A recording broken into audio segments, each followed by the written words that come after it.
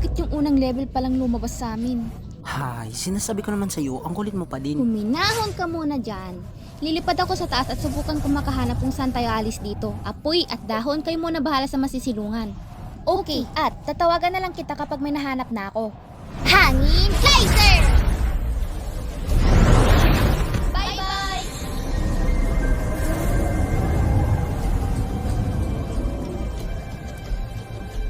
Ha! May nahanap na akong tubig. Dahon, nilagay mo na yung container dito, dali.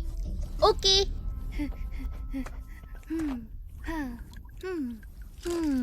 Ha! Pasok, pasok. Ha? May saltik ka ba? Akin nga. Ganito kasi, oh. Ha! Wow! Ganyan kasi dapat mong gawin. Hmm? Galing mo, Hay, Nasty! hay, bakit ko nga pala kasama tong mga ito? Hmm? Feng! Ha? May nahanap na akong ligtas na lugar. Pumunta na lang kayo sa lokasyon ko dito. Dali.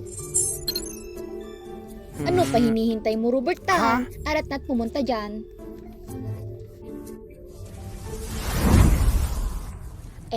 Tama ba tong dinadaanan natin, Robert Tan?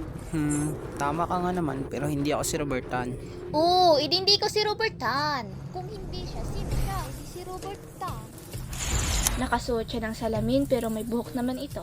Pagod na akong palakad-lakad. Wala siyang bigote at nakasapatos naman ito.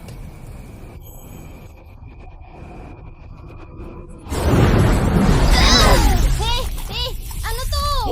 Pakawalan mo kami basta wag si Robert Tan. Sugod! Yes, sugod!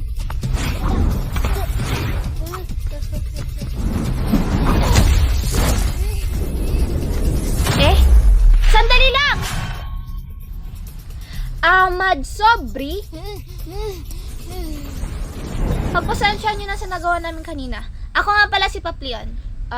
Kaibigan ba kayo ni Ahmad Sobri? Tama ba? Ahmad Sobri? Ha! Makikita niyo siya mamaya. Pero bago yan, gusto ko lang muna kayo i-welcome dito sa Ket Taco Park! Tada!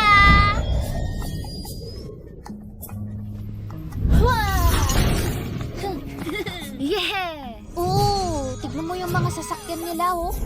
Wow! Ang astig naman! Yeah! Ha? Bilisan niyo pa! Yeah! Ha! Yun oh! Si Ahmad Sobri. Kayo nga pat! Hali kayo! Ish! Andito ka pala nakikipagsayahan habang kami naghihirap umakyat papunta dito. Kaya nga naman, dapat niyaya mo na lang sana kami, Ish. Tapos iniwan mo kami sa ere kasama si Robert Tan. Alam mo ba, napaka-boring niya. Pero sinabi ko sa kanila kanina na hanapin kayong tatlo. Nang sinabi mo yung kanina, dapat yung may nakasuot na salamin, ngunit kalbo ito. Tapos yung isa dapat may bigote ito hanggang sa paa niya. At yung isa naman dapat nakashort lang ito pero nakapapaa. At kailan ako naging kalbo? Sa tingin ko, kinakailangan na lang natin siya ibalik kay Princess Confetery. Tama. Wala siyang kwenta. Grabe naman kayo sa akin. Ha? Noon, ang Kipaco Park ay isa sa mga sikat dito sa Windara tuwing bakasyon. Ang mga tao ay lagi pumupunta dito para makisaya sa hangin. Sabi niya, makisaya sa hangin. Nagets niyo ba? Kasi yung hangin, napispell ito sa hangin. Ish, anong pinagsasabi mo?